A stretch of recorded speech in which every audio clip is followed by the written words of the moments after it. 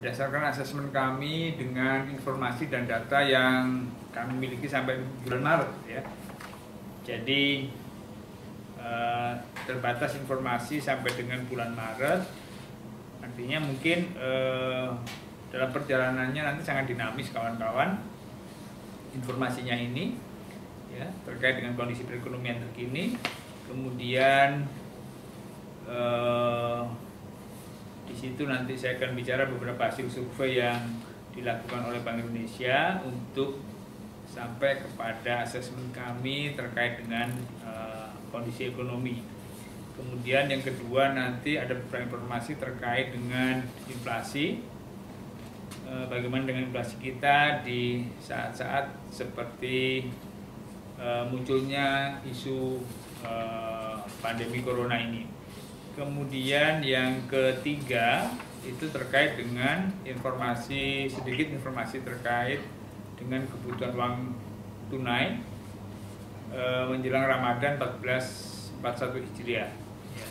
Kemudian yang keempat ada beberapa mengingatkan kembali aja beberapa kebijakan Bank Indonesia terkait dengan sistem pembayaran non tunai dan kaitannya dengan isu virus corona. Sebenarnya itu ada 4 poin utama yang akan saya coba untuk bagikan kepada kawan-kawan, ya, bahwa nanti ada beberapa pertanyaan atau informasi atau diskusi sepanjang waktunya memungkinkan. Saya rasa saya bersedia aja. Kawan-kawan yang saya hormati, kondisi ekonomi berdasarkan dengan asesmen kami, berdasarkan data yang kami himpun sampai dengan atau informasi yang kami himpun sampai dengan bulan Maret kemarin, kami mencoba untuk melakukan beberapa simulasi terkait dengan perkembangan ekonomi, bahwa sebelum memasuki pandemi corona ini kami juga sudah melakukan beberapa estimasi terkait dengan proyeksi ekonomi kita Jawa Tengah di tahun 2020, ya, ini sebesar 5 sampai dengan 5,5% year on year, ya, untuk tahun 2020. Tetapi itu kami lakukan pada saat belum terjadi musibah corona. Nah, setelah munculnya isu corona ini, kami melakukan simulasi bahwa corona itu berdampak melalui beberapa saluran atau kanal ataupun channel, seperti misalkan saluran atau channel dari trade dan services, ya. Pertama dari itu, yang kedua melalui channel investasi, dan yang ketiga melalui income channel, ya. Masing-masing itu menurut perkiraan kami, misalkan melalui trade channel dan service channel itu ekspor akan turun sebesar 7,56%, ya. Kemudian impor juga akan turun sebesar 1,1%, ya. Kenapa terjadi begitu? Karena pendapatan dunia turun, world trade volume dunia juga turun, ya. Jadi itu berpengaruh terhadap domestik kita, ya. Jadi penurunan secara global kemudian berpengaruh terhadap kegiatan domestik kita. Misalkan ekspor kita perkirakan, ya, berdasarkan dengan data tadi, kita perkirakan akan turun antara 13 sampai dengan 16%, ya. Impor bahan baku akan turun 11 sampai 19%. Kemudian pada waktu itu kami masih perkirakan wismannya turun 30%, tapi nanti ini sangat bisa berkembang, ya. Sehingga trade channel-nya akan berdampak pada penurunan ekspor tadi 7,56% dan impor 1,1%. Kemudian juga akan menurunkan pertumbuhan ekonomi kita dari saluran atau channel investasi sebesar hampir 1%. Ya, kemudian juga dari penurunan konsumsi kita sebesar 0,7%. Nah, sehingga total dampaknya dari ketiga channel tadi, channel trade dan services, kemudian investasi dan juga income channel, itu akan memberikan dampak sebesar penurunan sekitar 0,51%, ya. sekali lagi ini masih berdasarkan asesmen informasi dan data-data kami pada sampai dengan bulan Maret ya. Nah, sehingga teman-teman kalau baseline-nya tadi 5% sampai 5,5%, maka perkiraan kita karena dampaknya sebesar 0,51%, maka ekonomi 2020 dengan mengacu pada data dan informasi sampai dengan bulan Maret itu akan lebih rendah dibandingkan dengan realisasi 2019 kemarin yang menjadi sekitar 4,1 sampai 5,1%. Ya. Nah, beberapa informasi pendukung yang kami peroleh dari beberapa survei, seperti misalkan kegiatan dunia usaha. Kegiatan dunia usaha sampai triwulan 1 di Jawa Tengah ini mengalami penurunan, ya. Saldo bersih tertimbang, yakni persentase jumlah responden yang menjawab meningkat, ya, dikurangi dengan persentase jumlah responden yang menjawab menurun, biasanya positif. Ya, kalau positif itu menunjukkan kegiatan dunia usahanya lebih tinggi, artinya lebih banyak orang yang responden yang optimis dibandingkan responden yang pesimis. Tetapi untuk triwulan 1 ini hasil survei kami menunjukkan negatif sebesar 14%, ya. Jadi angka negatif ini mungkin angka yang pertama kali di dalam survei-survei SKDU kami di beberapa tahun terakhir, gitu ya. Nah, saldo bersih tertimbang yang turun 14% itu dicerminkan di 9 ya, dari 9 sektor. 9 sektor dari 17 sektor, tetapi utamanya adalah sektor industri pengolahan dan sektor perdagangan, ya.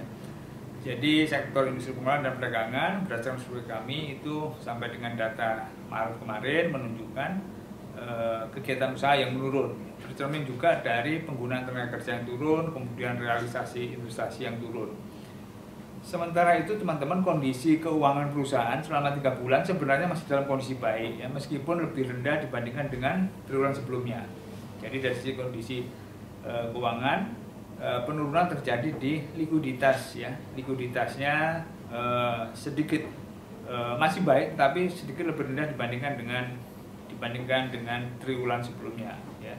Juga rentabilitasnya juga sudah menunjukkan tidak sebaik triwulan-triwulan sebelumnya, ya. Itu untuk survei kegiatan dunia usaha atau SKDU. Nah, untuk survei konsumen tetap sama informasinya berdasarkan survei yang kami dapatkan dari 700 responden di Jawa Tengah, ya. Keyakinan konsumen, ya, selama bulan Maret kemarin terhadap perekonomian Jawa Tengah tetap berada pada level yang optimis, meskipun tidak sekuat bulan sebelumnya, ya, bulan-bulan sebelumnya. Jadi level di atas 100 itu adalah optimis, ya. Nah, tetapi levelnya menurun dibandingkan dengan bulan atau triwulan sebelumnya, dari 132 menjadi 129, ya, atau 130. Sudah mulai menunjukkan penurunan, ya. Tetap masih di atas 100, masih optimis. Hal itu terjadi karena banyak di antara mereka yang mengatakan bahwa kondisi ekonomi saat ini dan ekspektasi kondisi ekonomi ke depan itu tidak lebih bagus daripada bulan-bulan lalu, gitu ya. Jadi kenapa mereka mengatakan kondisi ekonomi saat ini? Karena kondisi penghasilannya dan kemampuan atau daya beli mereka sedikit lebih turun, ya, sedikit turun, sehingga tidak sebaik bulan lalu. Demikian juga dengan ekspektasi kondisi ekonomi ke depan, ya. Tingkat penghasilan mereka perkirakan dalam 6 bulan mendatang persepsinya tidak sekuat dengan bulan-bulan sebelumnya, ya. Jadi mereka pada pertengahan Maret sampai dengan akhir Maret itu sudah melihat bahwa kondisi ekonomi saat ini yang dicerminkan oleh penghasilan dan kemampuan daya beli untuk membeli barang-barang kebutuhan tahan lama itu agak menurun, ya, dibandingkan dengan bulan-bulan sebelumnya. Demikian juga ekspektasinya, ya. Nah, ini sangat dinamis kawan-kawan, tergantung bagaimana mereka persepsi konsumen terhadap ekonomi saat ini dan 6 bulan ke depan, ya. Kalau ditanyakan bulan Februari kemarin masih belum banyak kejadiannya, bulan Maret sudah mulai banyak, ya nanti bulan April mungkin semakin banyak. Nah itu akan mempengaruhi persepsi konsumen terhadap baik kondisi ekonomi saat ini maupun dalam menilai ekspektasi kondisi ekonomi ke depan. Ya. Sementara kenaikan harga dalam 12 bulan ke depan, mereka juga mengatakan akan lebih rendah dibandingkan dengan bulan-bulan sebelumnya. Jadi ekspektasinya menurun. Nah itu beberapa informasi terkait dengan survei konsumen. Nah untuk survei harga properti residensial memang masih terjadi pertumbuhan harga, ya. Jadi masih pertumbuhan harga, terutama terjadi pada rumah-rumah tipe kecil, ya. Meskipun pertumbuhannya sebenarnya masih terbatas, ya, masih terbatas. Misalkan tumbuh quarter to quarternya itu sebesar, jadi naik, ya, harganya itu naik cuma 0,28%, ya, dibandingkan dengan hampir sama lah 0,2 pada triwulan sebelumnya. Jadi masih naik, dan kenaikan harga-harga di properti residensial ini itu utamanya disebabkan oleh kenaikan di rumah tipe kecil dan menengah, ya. Gitu. Untuk posisi pembiayaan KPR yang disalurkan Bank Umum di Jawa Tengah meningkat dibandingkan triwulan 4, ya, dari 23,97 triliun menjadi 24,1 triliun, ya. Meskipun tidak terlalu banyak tapi menunjukkan peningkatan. Sementara untuk NPL-nya di properti ini sedikit mengalami peningkatan di triwulan 1 ini jika dibandingkan dengan triwulan 4 2019, dari 2% menjadi 2,26%. Nah, untuk survei pemantauan harga SPH sampai dengan minggu ketiga bulan April ini, kita memperkirakan inflasi di bulan April ini akan minus 0,05, artinya akan terjadi deflasi 0,05, ya. Itu perkiraan data harga berdasarkan survei pemantauan harga mingguan yang dilakukan oleh Bank Indonesia, ya. Beberapa barang masih naik seperti emas perhiasan, bawang merah, beras, dan gula pasir, tetapi yang menyebabkan turun cabai merah, daging ayam, telur ayam, dan bawang putih, ya. Dari 6 kota yang disurvei di Jawa Tengah, 4 kota menunjukkan deflasi, Semarang, Purwokerto, Surakarta, dan Kudus. Sementara 2 kota, Cilacap dan Tegal, menunjukkan inflasi atau kenaikan harga. Nah, itu yang terkait dengan asesmen kami menyangkut kondisi ekonomi. Nah, untuk yang inflasi menjelang Ramadan ini, kami mencatat bahwa berdasarkan pemantauan TPID Jawa Tengah, beberapa komoditas strategis yang akan memasuki masa panen, ya, ada kami catat di sini, misalkan jadi ke depan kira-kira beberapa komoditas ini akan tercukupi pasokannya, ya, karena sudah masuk musim panennya, ya. Seperti beras atau padi, gitu, ya. Produksinya 1,5 juta ton, ya. April Mei nanti akan panen. Cabai merah keriting ada 322.000 ton. April Mei juga cabai rawit juga 348.000 ton April Mei. Bawang merah bulan Mei nanti 213.000 ton. Daging ayam juga akan panen, pasokannya 72.000 ton. Telur ayam juga demikian. Nah, beberapa persoalan yang muncul nampaknya juga kami catat, misalkan terjadinya kesenjangan antara permintaan dan penawaran, ya, karena adanya kendala jalur distribusi, sehingga beberapa produksi tidak bisa masuk ke pasar, ya, tidak bisa masuk ke pasar utama, artinya produksinya masih berada di produsen. Itu terkait dengan inflasi, teman-teman. Kemudian untuk pemenuhan kebutuhan uang tunai ini kami memproyeksikan kebutuhannya 7,9 triliun, ya, untuk Jawa Tengah, ya. Untuk Jawa Tengah 7,9 triliun. Nanti mungkin Pak Nanti bisa sampaikan naik berapa ini dibandingkan dengan tahun lalu. Tetapi kita juga belum punya pengalaman dalam kondisi yang demand melemah seperti sekarang ini, kawan-kawan ya. Jadi, tapi kita menghitung proyeksi ini berdasarkan asumsi tidak terjadi pandemi corona, gitu ya. Sementara nanti realisasinya kita akan lihat apakah kenaikannya meningkat dibandingkan dengan tahun lalu ataukah lebih kecil, gitu ya. Karena baik karena menurunnya daya beli masyarakat ya, kemampuan belinya, ataupun juga mungkin ada perubahan cara belanjanya ya. Jadi ada dua faktor yang bisa berpengaruh terhadap penurunan kebutuhan uang kartal atau uang tunai di menjelang Lebaran ini. Kemudian yang keempat dan terakhir, kebijakan Bank Indonesia terkait sistem pembayaran non tunai serta kaitannya dengan isu virus corona.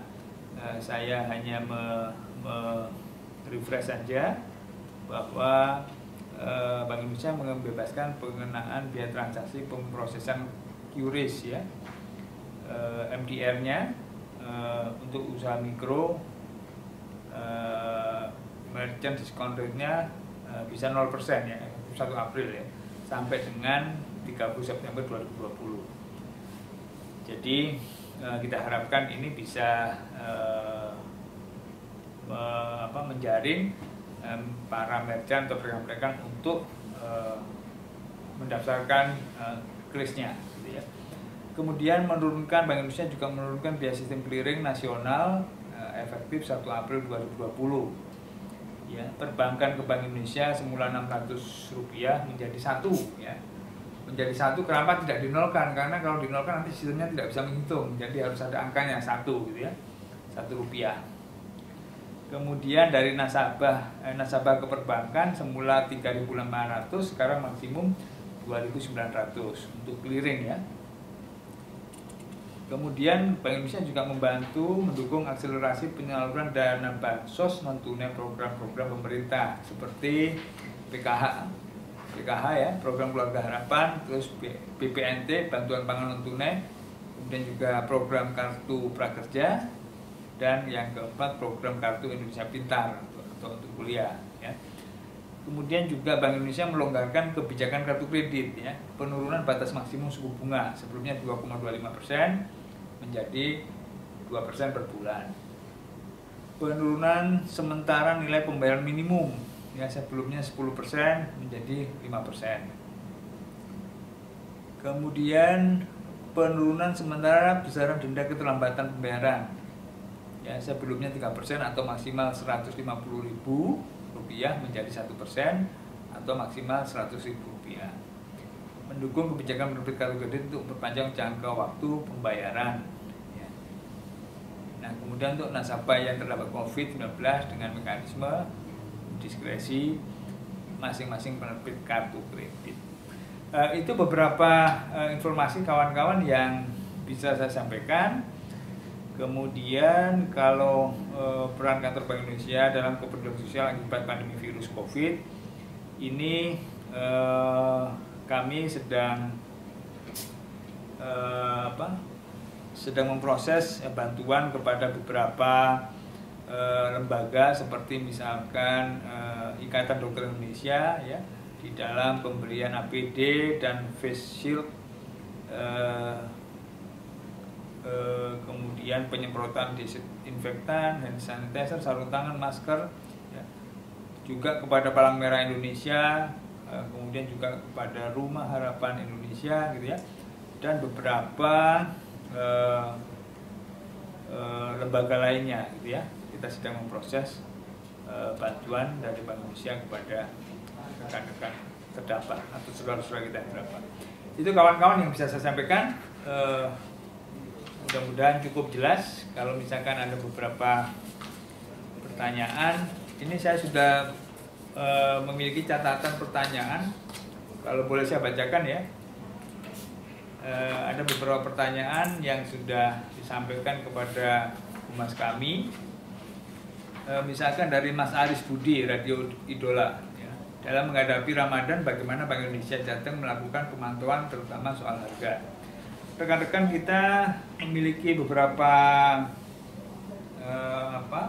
metode untuk mengumpulkan informasi, yakni melalui SIHATI, ya, dan juga SPH, survei pemantauan harga mingguan oleh Bank Indonesia, ya.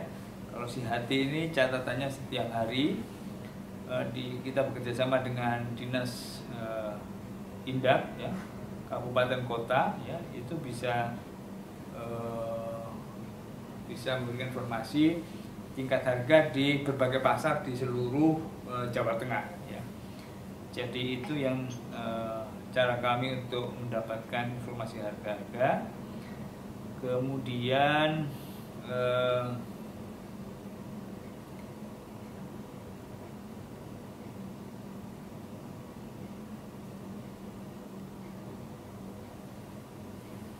Kemudian upaya lain yang dilakukan TPID Jateng dalam menjaga kestabilan harga adalah menghubungkan petani dengan pasar, ya, karena terdapat beberapa kendala seperti yang tadi saya sebutkan pada distribusi pasokan komoditas strategis, ya. Hal ini terjadi karena mulai berkurang akibat kita diminta untuk melakukan social atau physical distancing dan karantina wilayah di beberapa atau sejumlah tempat, ya. Nah, kawan-kawan, ini mungkin nanti akan merubah cara kita bertransaksi, ya, baik kita sebagai konsumen, ya, cara kita membeli barang, ya, kemudian juga nanti produsen, ya, cara mereka untuk menawarkan barang-barangnya, ya, mungkin nanti akan terjadi merubah sedikit pola kita menjual barang atau pola kita membeli barang, ya, dengan adanya pandemi atau COVID ini. Kemudian yang kedua dari Mbak Niken C Radio, apa yang membedakan kesiapan tahun sebelumnya dengan tahun saat ini? Kesiapan tahun sebelumnya dan saat ini. Dari sistem pembayaran yang membedakan yaitu kegiatan penukaran bersama, ya, dengan perbankan yang biasanya kami lakukan pada saat Ramadan ini menjadi tidak ada, ya. Jadi teman-teman, untuk penukaran, Bank Indonesia tidak menyelenggarakan penukaran, gitu, ya, untuk Ramadan tahun ini. Kemudian Bank Indonesia juga menghentikan kas keliling, ya, kepada masyarakat karena memang kondisinya seperti ini. Nah, masyarakat masih bisa mendapatkan penukaran melalui loket-loket perbankan, ya. Jadi kami nanti akan melayani kebutuhan masyarakat melalui atau bekerjasama dengan rekan-rekan perbankan dengan penukaran melalui loket, ya, melayani penukaran melalui loket kepada nasabahnya. Kemudian Mbak Restu TVQ, selama pandemi corona adakah peningkatan penggunaan cashless atau non tunai? Data memang ini agak lag datanya, ya, karena data Maret itu baru bisa nanti tarik pada bulan Mei atau awal Mei. Namun kalau dilihat dari data Januari Februari memang terjadi kenaikan meskipun sangat kecil, ya, sangat kecil. Misalkan kenaikan penggunaan kartu debit itu hanya 0,7%, ya. Kartu ATM itu 1,3%, ya. Kemudian kartu kredit 0,5%. Tidak terlalu banyak, ya, teman-teman. Tidak terlalu banyak ini bisa karena sebenarnya cukup banyak, tetapi misalkan karena artinya banyak yang berubah dari transaksi tunai menjadi non tunai, gitu, ya. Sebenarnya banyak, ya, tetapi karena kondisinya pandemi seperti ini, daya belinya menurun, nah itu menjadi berkurang, ya.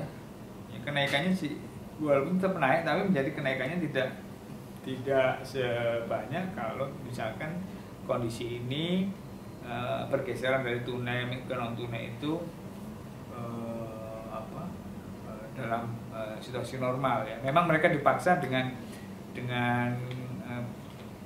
keadaan untuk non tunai, ya. Tetapi keadaan juga memaksa mereka untuk mengurangi konsumsi, ya, mengurangi interaksi mereka, belanja segala macam, sehingga mungkin kenaikannya juga tidak terlalu besar, ya. Nah, kemudian untuk Pak Saud UP Radio, pandemi COVID-19 berpengaruh pada turunnya produktivitas sebagai sektor. Iya, Catatan kami misalkan ini industri makan minum ya, di sisi produksi menyesuaikan dengan permintaan yang menurun ya. Jadi industri Mamin menghadapi permintaan yang menurun. Penjualannya yang berorientasi ekspor mengalami penurunan sekitar 5-10% ya. Dari sisi tenaga kerja saat ini sudah menerapkan work from home secara bergiliran. Itu untuk industri makan minum. Untuk industri TPT dan alas kaki, sebagian masih berproduksi normal ya. Kan tetapi sudah ada perusahaan yang kapasitas produksinya menurun sampai 50% karena terkendala pengiriman impor bahan baku. Ini kalau di TPT itu sangat bervariasi ya, tergantung dari mana mereka menjual atau mengimpor barangnya. Ada beberapa industri yang karena dia mengekspor ke Korea ya, tidak ke Cina, itu malah tidak menjadi kendala, tidak mengalami kendala, tidak mencatat penurunan, bahkan mencatat peningkatan gitu ya. Kenapa? Karena buyer di Korea tidak bisa mendapatkan barang dari negara lain sehingga dialihkan ke perusahaan-perusahaan yang ada di Indonesia. Jadi situasinya sangat beragam, tapi ada juga yang produksinya menurun sampai 50% dan bahkan mungkin sebagian sudah mengalihkan jenis-jenis produksinya ya, garmennya dialihkan menjadi APD ataupun masker dan lain-lain gitu ya. Nah, penjualan ya tadi saya katakan yang berorientasi ekspor ya, ada yang mengalami penundaan order ya, pengiriman, dan bahkan juga ada yang pembayaran ya. Pembayaran juga ada. Kemudian tenaga kerja, informasi terakhir sebenarnya sudah ada beberapa perusahaan yang merumahkan atau mengurangi pegawainya ya. Beberapa perusahaan baik di sekitar Solo ataupun di sekitar Semarang juga gitu ya, itu sudah ada yang mengurangi pegawainya ya, karena memang permintaannya yang jauh menurun ya, baik untuk domestik maupun untuk ekspor. Kemudian untuk industri furniture, ada perusahaan yang sudah berhenti produksi dan ada yang masih produksi ya, tapi dengan kapasitas yang lebih rendah. Kemudian untuk penjualan, nah penurunnya bisa sampai 50% hingga hampir 90% ya, karena tidak ada order dari buyer di luar negeri ya. Jadi teman-teman kalau mau beli furniture mungkin sekarang bagus nih ya. Jadi kualitasnya ekspor tapi dengan harga domestik, nah, kira-kira begitu ya, karena banyak yang tidak bisa ekspor teman-teman ya. Mudah-mudahan kalau digalihkan begitu bisa memperpanjang proses produksinya industri di furniture. Nah, tenaga kerja sebagian besar perusahaan sudah mengurangi jam kerja ya, dan bahkan ada yang merumahkan ya. Kemudian dari Mas Andi, Mas FM, bagaimana pelaksanaan layanan penukaran uang pecahan kecil ya. Layanan penukaran di kantor Bank Indonesia ditiadakan. Layanan penukaran kepada stakeholder kami laksanakan secara wholesale ya. Jadi partai besar yang untuk stakeholder, nanti kami lihat ini siapa-siapa yang ini. Kemudian untuk yang penukaran uang rupiah kepada masyarakat dilakukan di perbankan, di bank yang melalui loket-loket bank ya. Jadi itu yang terkait dengan penukaran. Kemudian kalau inflow outflow triwulan 1 naik apa turun? Inflow triwulan 1 pada 2019 11 triliun ya. Inflow triwulan 1 pada 2020 itu 11,8. Jadi ada kenaikan sekitar 650 miliar ya, atau 6% dari tahun sebelumnya. Jadi infonya masih ada kenaikan. Kalau outflow-nya triwulan 1 2019 5 triliun ya. Outflow pada triwulan 1 2020 5,6. Jadi outflow-nya juga ada kenaikan.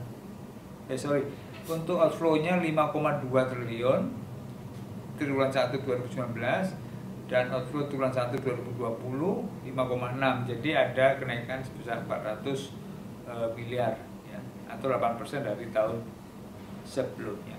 Mungkin itu kawan-kawan yang bisa saya sampaikan, juga beberapa pertanyaan yang disampaikan oleh rekan-rekan yang sempat dicatat oleh Mas kami.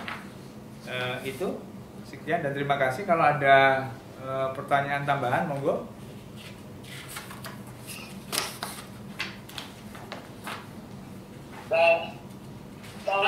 Ya. Pak bertanya, Ya, Mas. Pak saat ini lewat apa kemudian melakukan PSBB di kemarin. Mas, sebentar, ininya apa, suaranya bergelombang, coba mau diulangi. Atau ada yang bisa nangkap? Yang bisa nangkap lebih jelas, mohon. Ya. Oh. Ya, Mas Daha. Oh. Itu ada pertanyaan ditulis di situ aja, ditulis coba. Gimana Mungkin jawab? bisa ditulis di Ditulis di chatnya chat, Pak Saud kalau suaranya putus-putus Pak. Coba Mbak Eza. Pertanyaannya bisa ditulis di chat. Itu Mas Eza. Suaranya putus-putus soalnya Pak Saud.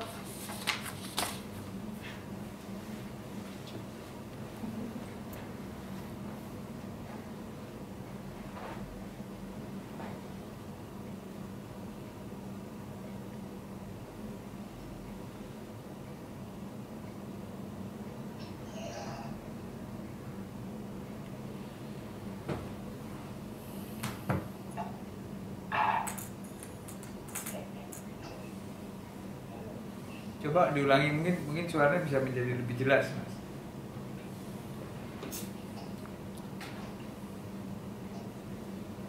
Mbak Esa bisa catat, bisa sampaikan ke saya?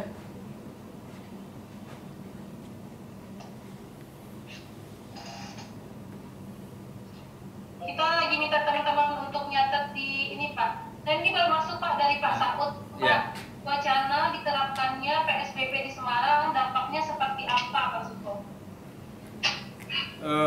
Ya, jadi teman-teman, PSBB berarti kan itu mengurangi mobilitas, membatasi mobilitas orang dan apakah sepanjang kalau itu barang tidak terpengaruh ya sebenarnya tidak ini ya. Tetapi kalau nanti lalu lintas barangnya itu juga terpengaruh, ini mungkin akan berdampak. Jadi kami sebenarnya sangat mengharapkan penerapan PSBB nanti itu dengan beberapa adjustment, penyesuaian gitu ya. Artinya masing-masing perusahaan sebenarnya itu kan juga menerapkan protokol COVID gitu ya, menerapkan protokol COVID atau bahkan wilayah-wilayah tertentu juga sudah menerapkan protokol COVID ya. Sehingga untuk perusahaan-perusahaan yang menetapkan protokol COVID seperti itu mestinya boleh tetap bekerja. Kalau kami berharap boleh tetap bekerja sehingga ekonominya tetap berjalan, gitu kan? Kalau di dalam ketentuan yang disampaikan kan itu kan ada beberapa pengecualian ya, termasuk termasuk juga teman-teman yang mencari berita informasi ini kan juga dikecualikannya boleh berjalan hilir mudik lah kira-kira gitu ya, termasuk juga sektor keuangan ya, kemudian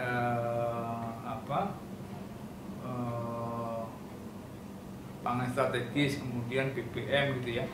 Nah, tapi di luar itu kan kalau kita diskusi dengan kawan-kawan industri, untuk mereka yang sudah menerapkan protokol COVID itu mereka sebenarnya berharap tetap bekerja gitu ya.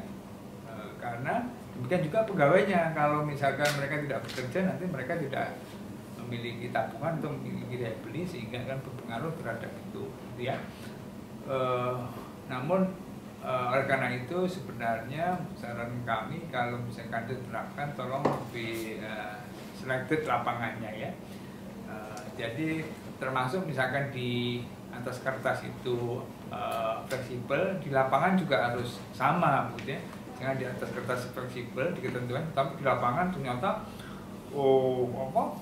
terlalu ketat sekali gitu kan, terlalu ketat sekali. Ada beberapa contoh yang seperti itu ya, sampai menolak orang yang KTP-nya bukan di wilayah itu tidak boleh masuk. Nah, apakah sampai seperti itu gitu ya? Itu dampaknya kalau dilihat dari orang per orang ya. Tetapi tentunya secara ekonomi kawan-kawan PSBB ya tergantung dari siapa yang ditutup dan berapa lama gitu kan. Kalau cuma 14 hari ya bisa itu ya. Karena kalau kita hitung, teman-teman, kalau kita hitung itu PDRB-nya Jawa Tengah itu kan sekitar 1.350 triliun lah ya, in nominal term. Itu nilai tambahnya. Kalau dibagi 300 hari kerja, 300 hari kerja dikurangi libur-liburnya, itu berarti setiap hari itu ekonomi Jawa Tengah itu menciptakan nilai tambah 4-5 triliun. 4-5 triliun itu satu hari. Itu nilai tambahnya. Transaksinya mungkin bisa lebih dari itu ya. Nilai tambahnya sendiri 4-5 triliun. Jadi kalau satu Jawa Tengah itu di lockdown nggak boleh berhenti bekerja betul-betul semua total gitu 1%, kasarnya ekstrimnya itu 5 triliun itu dia hilang satu hari ya. Kalau 14 hari kali 14 kali 5 triliun kira-kira begitu ya. Tapi kan tidak mungkin ditutup total dan tidak mungkin seluruh Jawa Tengah kan gitu ya. Jadi kira-kira seperti itu. Nanti kalau misalkan Semarang, kota Semarang, Demak dan Kendal misalkan ya kita lihat aja. Itu kan pusat-pusat industri di sini sebenarnya gitu ya. Sehingga harapan kami kalau industri-industri itu sudah menerapkan protokol COVID yang cukup ketat, mestinya diberikan kelonggaran untuk bisa tetap berproduksi gitu ya. Mudah-mudahan, saya belum tahu ininya ya, ketentuannya seperti apa gitu ya. Tapi kalau itu sampai terdampak teman-teman bahwa Semarang, kota, kabupaten, kemudian Demak dan Kendal, mungkin itu ada sekitar 30% PDRB Jawa Tengah gitu ya. Hampir 30% PDRB Jawa Tengah itu di sini gitu ya. Tinggal berapa persen, 30% itu terdampak gitu ya nanti. Nah itu ya. Tapi kalau angka persisnya kita belum hitung ya, tapi tergantung dari besarnya dan ketatnya dan lamanya gitu ya, dan lamanya. Kita berharap sebenarnya supaya agak ini, tapi memang ada trade off antara ketat dan ekonomi dan kesehatan itu tadi gitu ya. Gitu. Tapi kalau masyarakatnya tertib mestinya ya, kan yang jadi persoalan kan masyarakatnya itu kurang tertib gitu ya.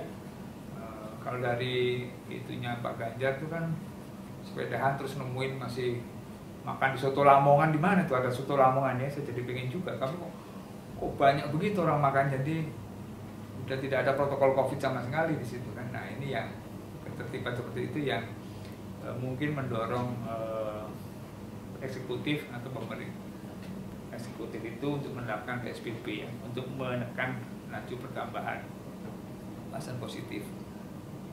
Mungkin itu Mas Saud yang bisa saya sampaikan.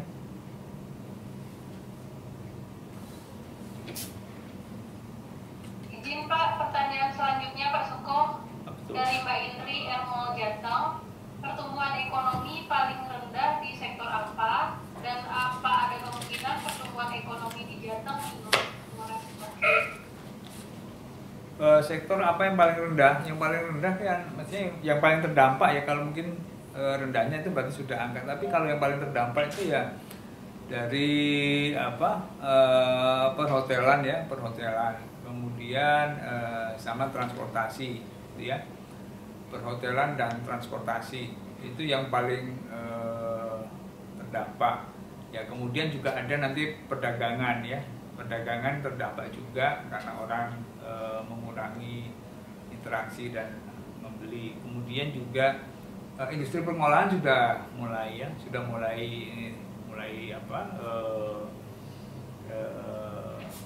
terdampak ya. Tapi industri pengolahan kan manufaktur kan banyak. Di situ ada tekstil, ada furniture, ada alas kaki, ada makan minum gitu ya. Tapi hampir hampir seluruhnya itu juga pasti terdampak ya. Kemudian kalau hasil simulasi dari beberapa perguruan tinggi malah konstruksi yang paling terdampak gitu ya. Konstruksi paling terdampak gitu ya. Tapi kita lihat tadi di survei SHPR itu kan masih harganya masih sedikit naik ya.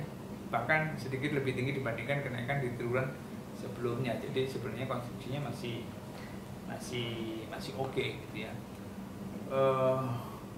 Jadi itu tadi yang terdampak. Kemudian kalau ditanya apakah bisa sampai minus, tergantung dari ininya ya, parahnya COVID ini gitu ya, COVID ini ya. Dan teman-teman kalau kita lihat misalkan kalau saya bicara Cina lah, bicara Eropa itu sekarang Spanyol itu sudah mulai melonggarkan ya, orang sudah mulai boleh keluar rumah ya. Kemudian Amerika sudah mau mengizinkan orang untuk bekerja, Jerman juga begitu, Belanda orang sekolahnya digilir sudah boleh masuk anak-anak gitu ya. Ya mudah-mudahan itu memberikan sinyal bahwa semakin kesini menghandle COVID-nya itu sudah semakin mampu lah kira-kira begitu ya. Jadi kalau semakin mampu nanti mungkin ekonomi tidak menjadi tidak harus kontraksi terlalu dalam ya. Nah tapi kalau untuk kasus kita justru beberapa daerah sedang menambah atau mengajukan PSBB gitu ya. Jadi dalam 1-2 minggu ke depan ini kemungkinan daerah-daerah yang melakukan PSBB itu menjadi semakin banyak gitu ya, baik di Indonesia maupun di Jawa Tengah gitu.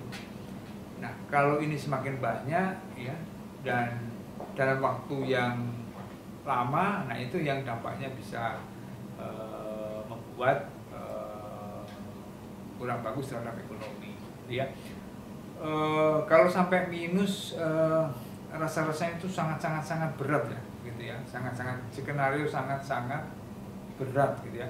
Tapi kalau skenario berat aja nampaknya masih positif gitu ya, skenario berat aja ya. Kalau sangatnya 2 kali mungkin ya, sangatnya 2 kali, tapi kan sangatnya menjadi sangat berat begitu, itu kan sangat tergantung dari itu tadi